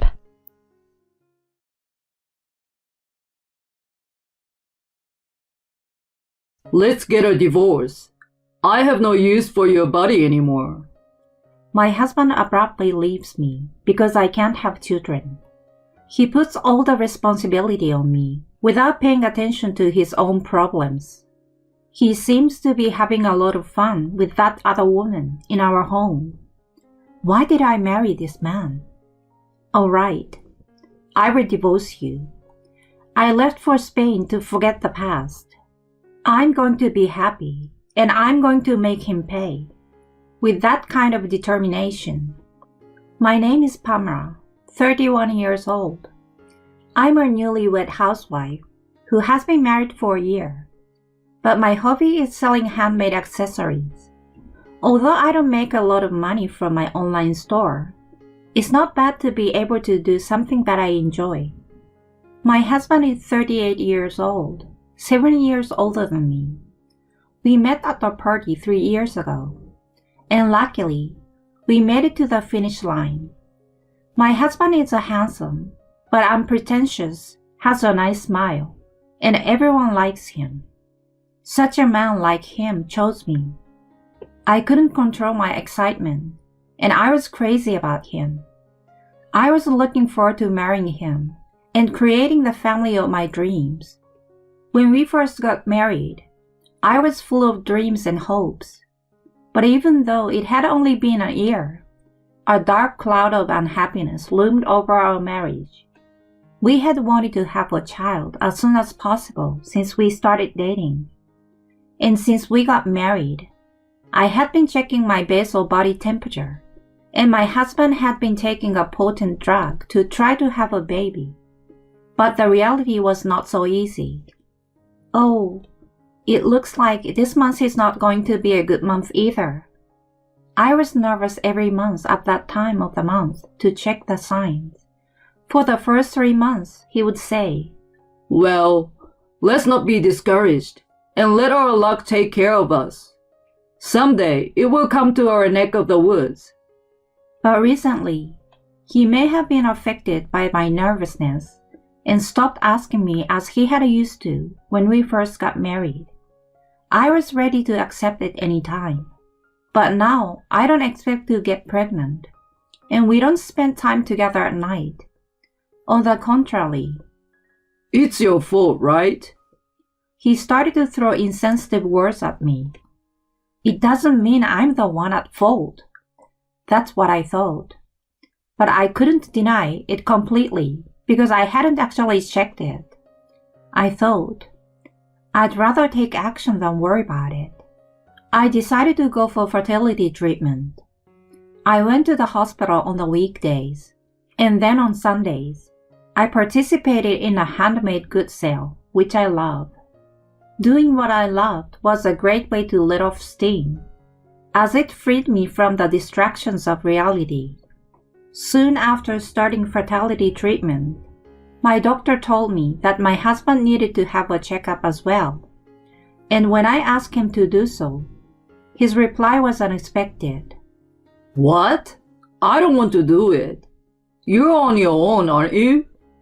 Well, they need to check both of us to find out which one of us has the problem. I'm telling you I'm fine, okay? My husband won't accept the test. I couldn't understand how he could be so sure. After these exchanges, my husband's mood got worse and worse, and our life as a couple became more and more indifferent. I was getting more frustrated than annoyed, so I decided to go shopping to relieve myself. Oh, my credit card is gone. Where did I put it? I thought I kept it in a drawer since I don't use it often. I searched my room and found something shiny on the floor by my bed. Huh? What's this? I picked it up and found it was a woman's earring that was not mine. What? A present for me? That's impossible. Or was this a sign to show me that this room was the scene of an affair? My head was spinning with delusions, and I felt nauseous. My husband's recent behavior has been suspicious, so I can believe it. I wonder if the card might be. I can't stop worrying about it. I decided to check the credit card statements because there was no end to my concern. The statements would make it clear. That's what I thought. And the result only made me more suspicious of my husband. What the? This is a hotel room for $360. $1,000 at a brand store? What? I gulped at an uncountable high bill I had no idea about. That means he used my credit card to buy something for someone else. I can't believe it. I went back and checked, and found that the unaccounted for purchases had been made repeatedly over the past 6 months, with the most recent one amounting to about $7,000 spent at the travel agency. What luxury travel! Absolutely unforgivable. My anger doubled as I recalled my husband's behavior over the past few days, and my answer to divorce was becoming firm in my mind. That evening, when he came home, he spoke before I could open my mouth. I'm going on a trip this weekend. I will be back in a week. What? I couldn't believe my ears when he said what I was about to ask. But this is my chance to question him. Where are you going? Oh, I didn't think I would ask you a question. My husband is so obviously unhappy, but I can't lose. So where are you going? Isn't a week a long time? Yeah, we're going abroad. Overseas? That's an unexpected word. So I will be back in a week. I will at least get you some souvenirs. I don't care about souvenirs. Who are you going with? A friend from my hometown. Someone you don't know. Oh? I responded with a little bit of a leer, and he got mad. What? Are you really friends? Yes, we are. You doubt me? My husband frowned, as if offended. By the way, I can't find my card. You know where it is? Your card? I don't know. At the mention of the word card, his eyes widened. All right. I have to block the card. Block it? Yeah. What if someone uses it without my knowledge? Wait. I might have borrowed it and forgot to give it back. What? Did you? I'm sorry. The I'm sorry act is just too much to take. Is it this one? I'm sorry I borrowed it without asking. I couldn't find my card either, so I borrowed it on a short notice. But I found mine just before I used yours, so I didn't use it. It's true what they say about people who lie. Is that so? Well, but don't think you can fool me with that act. At this point, I took a chance and brought out the statements. So let me ask you. Ask me what? This shows some charges for a hotel, a brand name wallet, and a travel bag. You didn't use it, did you? What? He's speechless.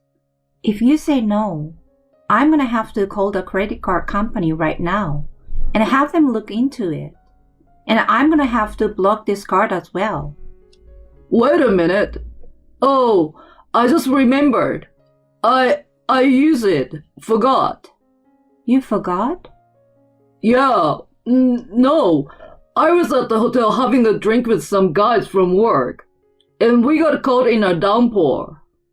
We couldn't get out because of the rain, so I had to stay at the hotel. Really?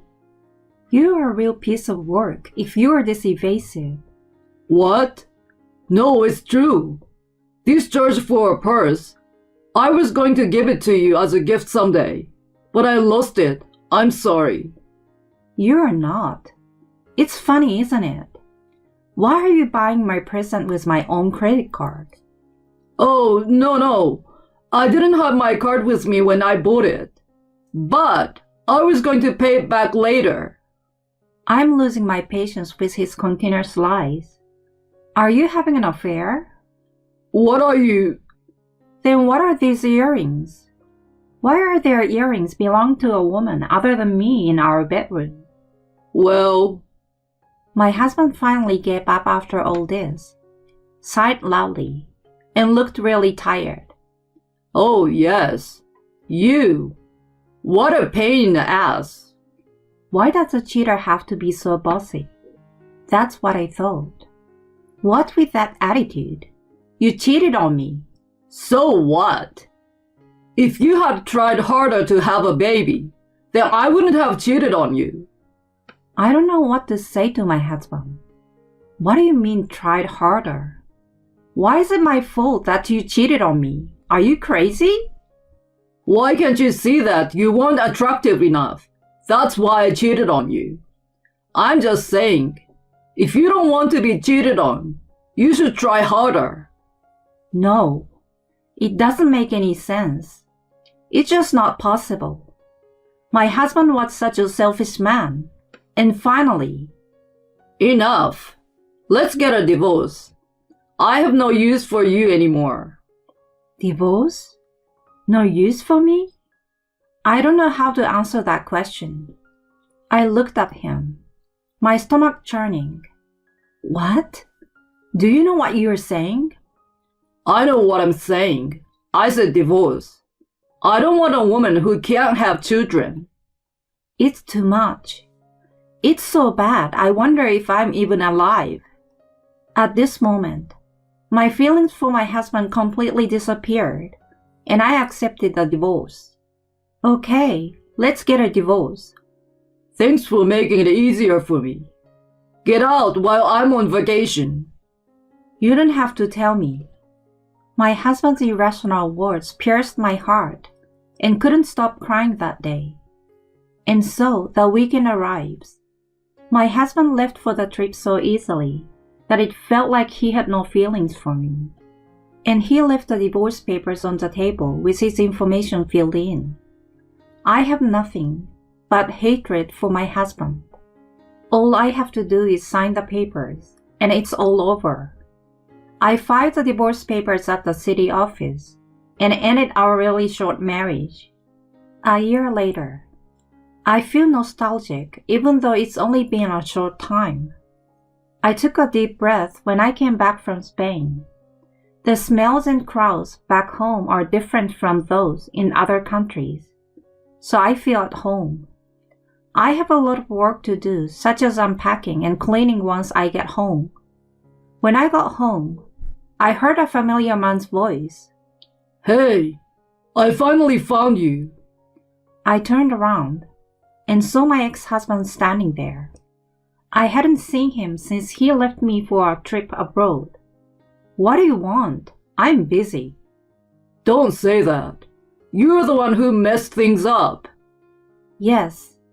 After my divorce, I asked a detective to investigate his affair and asked my lawyer to file a claim for alimony with the evidence. It seems he received a letter.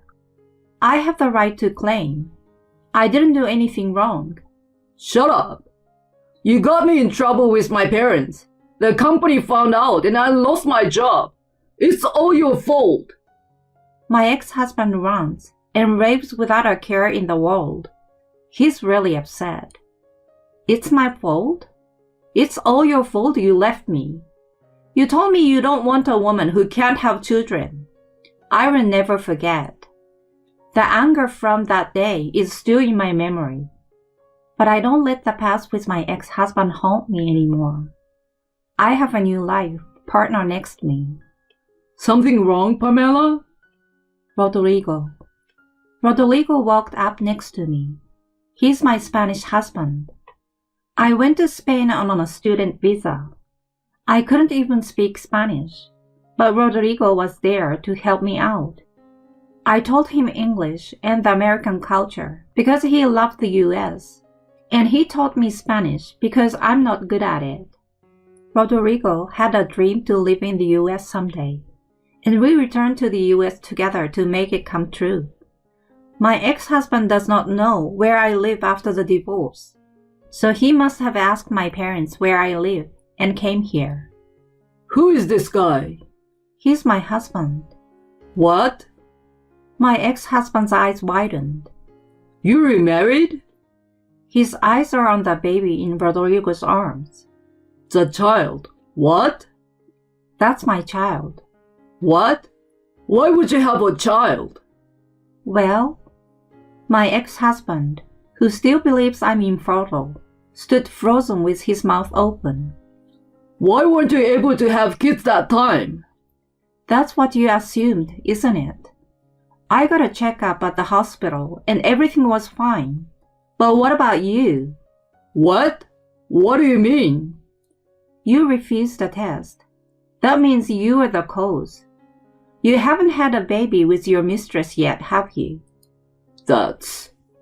My ex has gone completely silent. You should get that checked out. Infertility affects men and women equally. Right, Rodrigo? Rodrigo, who was holding the baby and watching my ex-husband and I interact, pulled me into his arms and glared at Levi. I hear you. Pamela is my wife now. If you hurt her, I won't forgive you. Rodrigo is an obstetrician. He referred me to another doctor for a thorough fertility test, which turned out to be successful. This is evidenced by the baby Rodrigo is now carrying in his arms, and he will soon be working at Harrisburg State Hospital. Damn!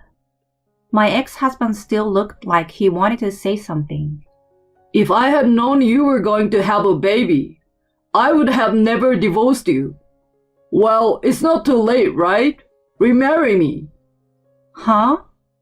My ex-husband's words were so nonsensical that Rodrigo and I were shocked to hear them. I don't want to see you again, and I don't want to start over.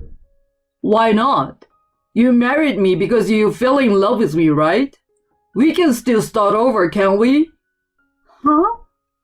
Did my ex-husband's brain change while he was abroad?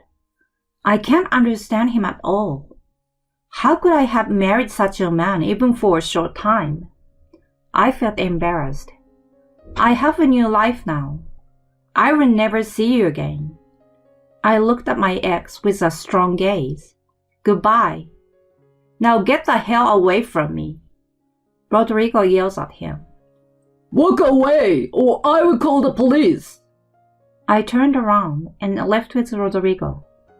The next day, I went back to my parents' house. When I introduced my new family, my father and mother were very excited about their first grandchild, and Rodrigo was able to communicate with them in everyday conversation. My parents were very happy. My ex-husband came to visit me and didn't know the details of my whereabouts. My sister had unwittingly told him. She felt bad about it, but in a way, I'm glad I was able to say goodbye to him in person. According to an update from the detective, my ex-husband had been having relations with several women before he married me, and even after the marriage, he had been playing around with them as long as I was unable to have children. He quit his job, ran out of money, and is now running away from the women he had relationships with, who were demanding a large amount of money from him. I guess he was desperate to get back together with me because he was looking for money. He is a true scumbag. Another piece of good news came to our home. In fact, we are expecting our second child. My parents and my sister were delighted to hear this news. I don't know the gender yet, but I'm now in the happiest place in my life, as if the memory that I had been suffering from infertility was a lie. I can't help but look forward to the many more days of happiness that await us in the future. Rodrigo and I are smiling at our son, hugging each other, and savoring our moments of happiness.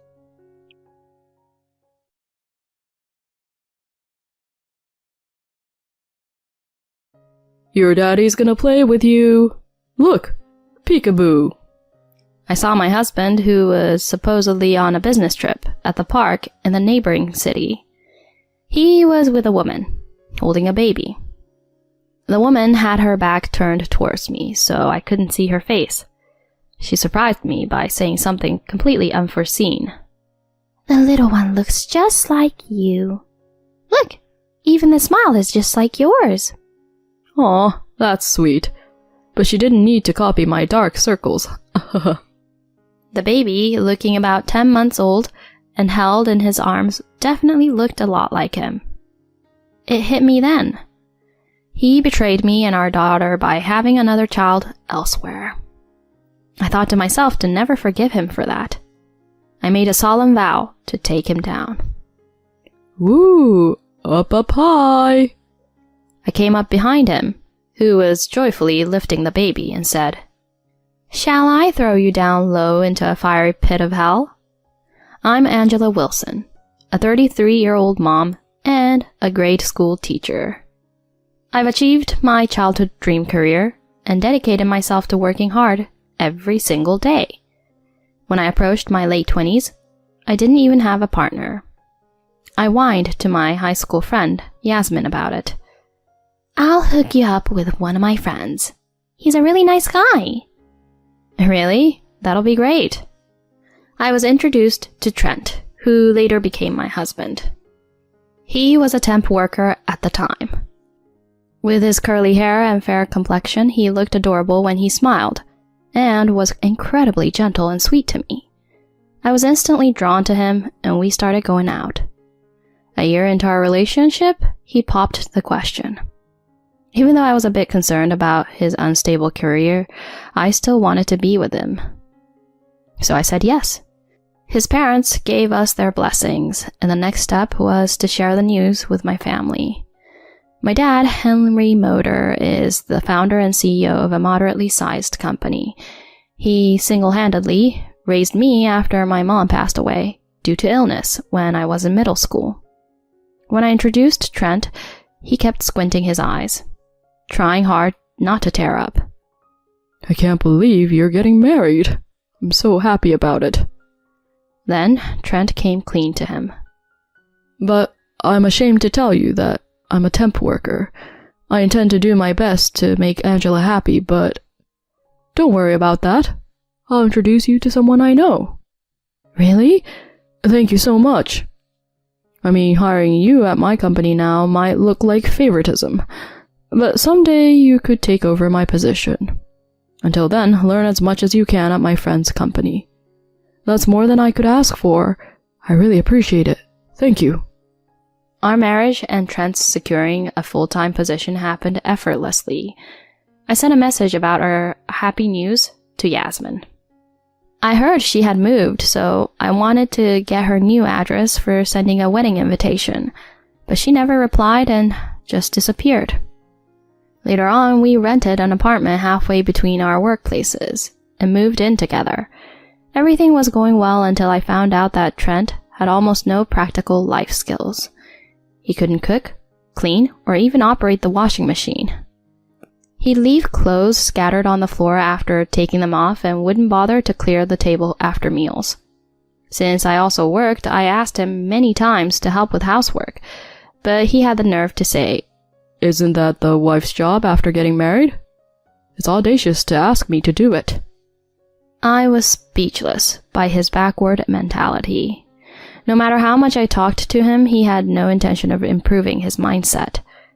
About a year into that kind of marriage, I found out I was pregnant.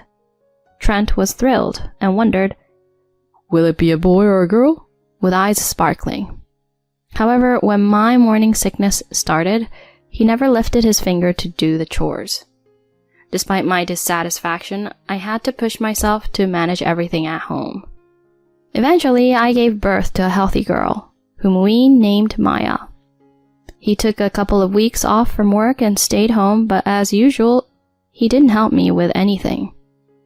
While he happily held our daughter, cooing her, when the diaper got dirty or she cried, he immediately passed her to me.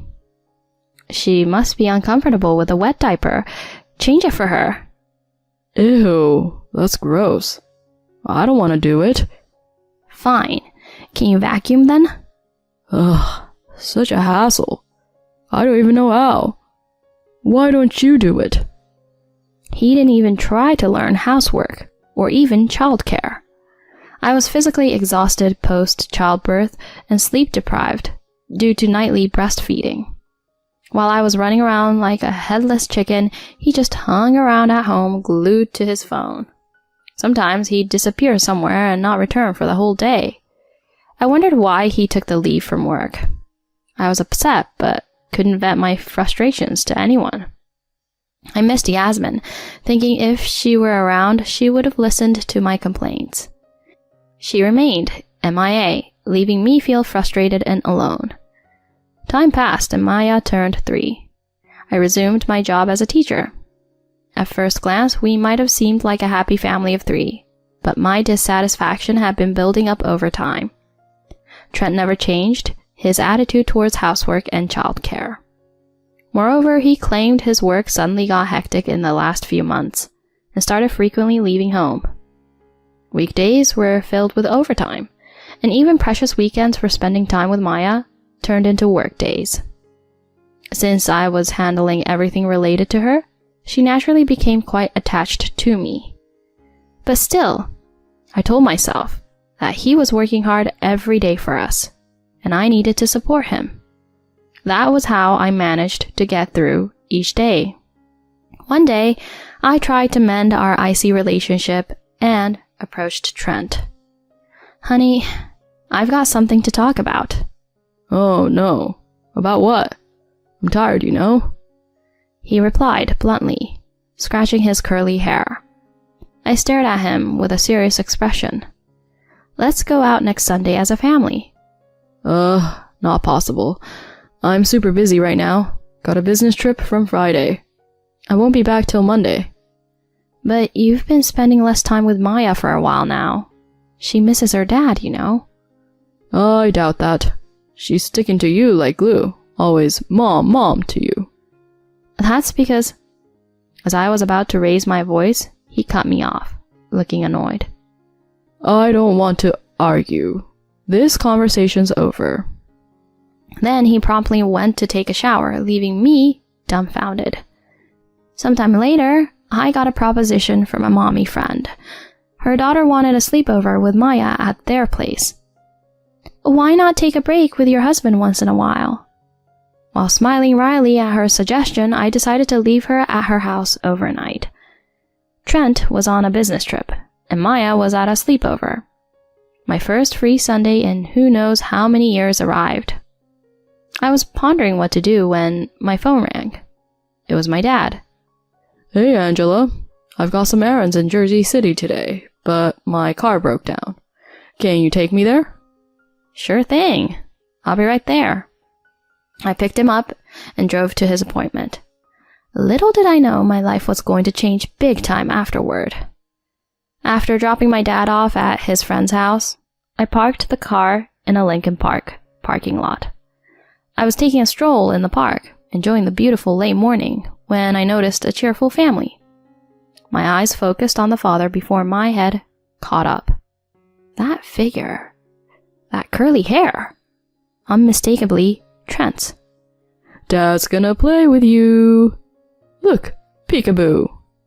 The voice belonged to none other than him. I froze on the spot and watched them. The woman had her back turned, so I couldn't see her face. Then she surprised me by saying something completely unforeseen. "The little one looks just like you. Look, even the smile is just like yours." Aw, that's sweet. But she didn't need to copy my dark circles, haha. The baby, looking about 10 months old and held in his arms, definitely looked a lot like him. It hit me then. He betrayed me and our daughter by having another child elsewhere. I thought to myself, to never forgive him for this. I made a solemn vow to take him down. Woo, up, up, high. I came up behind him, who was joyfully lifting the baby, and said, "Shall I throw you down low into fiery pit of hell?" Huh? When he saw me, his eyes opened so wide that they almost popped out of his head. What? Angela? At that moment, the woman turned around. I was utterly shocked to see her face. Yasmin? It was none other than the friend who introduced Trent to me. Seeing my bewilderment, he nervously spoke up. What are you doing here? I gathered myself and glared at him. That's not important right now. Explain what's going on here. Well... He was sweating profusely as he held the baby. Before I could press him further, Yasmin took the baby from him. Oops, guess we're busted. Oh well. Why, Yasmin? Tell me what's going on. Tell you what? Can't you see? This is our baby. Anything else to say? She nonchalantly stated, which made my head spin. How long has this been going on between you two? From the start. We hit it off right away. Must be about 8 years now. 8 years ago? That was even before I met him. It meant she introduced us while she was involved with him. For what reasons? I asked, and then Trent spoke up. She said if I married you, I could become the CEO. What? Yasmin proudly chimed in. Your father is the CEO, right? He was just a temp worker back then, so I didn't want to marry him. But once he became the CEO, he could leave you for me. Then I become the wife of the CEO. Get it? Until then, I decided to keep a low profile. So was that why you stayed out of touch after we married? Yeah, I didn't want to mess up in front of you. I was thoroughly perplexed and at a loss for words. Then Trent continued. Let's just pretend this never happened. It's better for both of us, right? I need you by my side until I become the CEO. Exactly. It's no surprise that a successful businessman has 1 or 2 secret kids. I couldn't believe their shameless, nonsensical statements. The moment I was about to explode, a calm voice echoed. What in the world is going on here? Henry! Trent's eyes widened again. My dad had finished his visit and came looking for me. I explained the situation to him with a trembling voice. With an intense and unwavering gaze, he fixed his eyes on Trent, expressing a mix of anger and disdain. So you got close to Angela to aim for my position? On top of that, you've betrayed her and Maya? Seeing this woman all along and even having a child? Henry, please calm down. There's a deep meaning behind this. Trent tried to explain, but my dad kept glaring at him and started making a call. Once done, he turned to me. Angela, what do you want to do now? Divorce seems inevitable. Trent started to panic, hearing the D word. My dad raised his voice to shut him up at once. Who'd make someone like you the successor of my company? I never want to see your face again. Wait, so the talk of me becoming the CEO is... What are you still dreaming about? The talk never happened. Get your head out of the clouds already. You absolute fool. Suddenly, a luxury car stopped at the park's entrance, and a well-dressed man got out. What? Mr. Cavill? It was someone close to my dad and also the CEO of the company Trent worked for. Henry, what's this about? My dad explained the whole drama to him.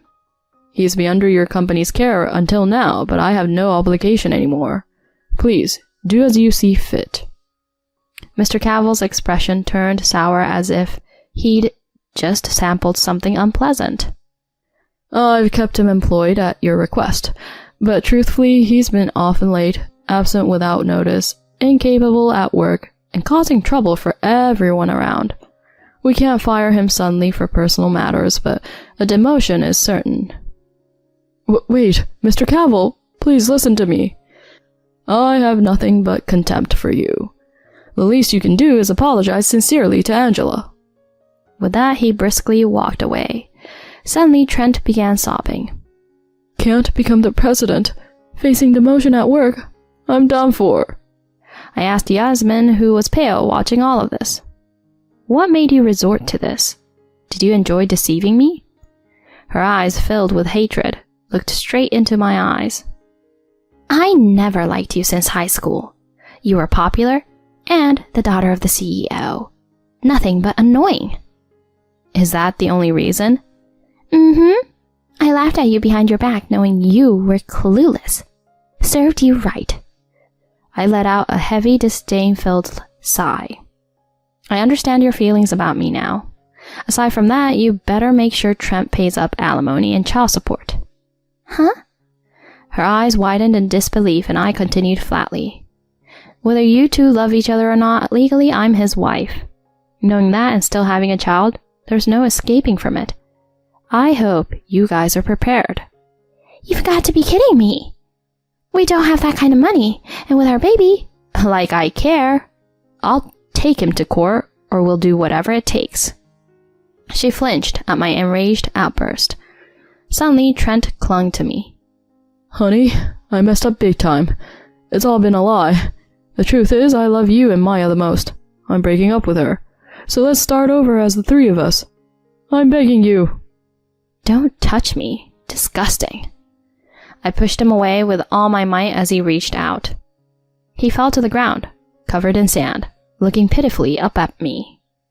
I'll demand hefty alimony and child support from you. Make sure to pay up, and never show up in front of me and Maya again, you scumbag. Oh no, please. My dad and I had enough of them and left them both dazed in the park. Afterward, Trent and I got divorced. Due to his limited finances, I received only half the alimony and consented to receive the remaining amount, along with child support, in installments. Since he was left with no money and a reduced salary, Yasmin asked her parents for financial support. After our divorce, they got married. She didn't have decent work experience and had been relying on her parents' support. When they discovered their grandchild was born out of wedlock to a married man, they were so ashamed that they severed ties with her. Trent's family was also furious with him, apologizing to me for his actions. He's been demoted with no savings, and both of them are disdained by their family. They reportedly fight every day. They still have to raise the child, so Yasmin has taken a part-time job at a supermarket. Trent couldn't bear the rumors of his own doings at his workplace and resigned. He's now back to being a temp worker. Their lives seem quite tough, but I don't sympathize with them at all. I just think it serves them right. On the other hand, I moved near my dad with Maya and started a new life. He loves babysitting her and supports us financially, for which I'm extremely grateful. I'm excited about watching Maya grow up, and I'm determined to live my life with a brighter outlook from here on out.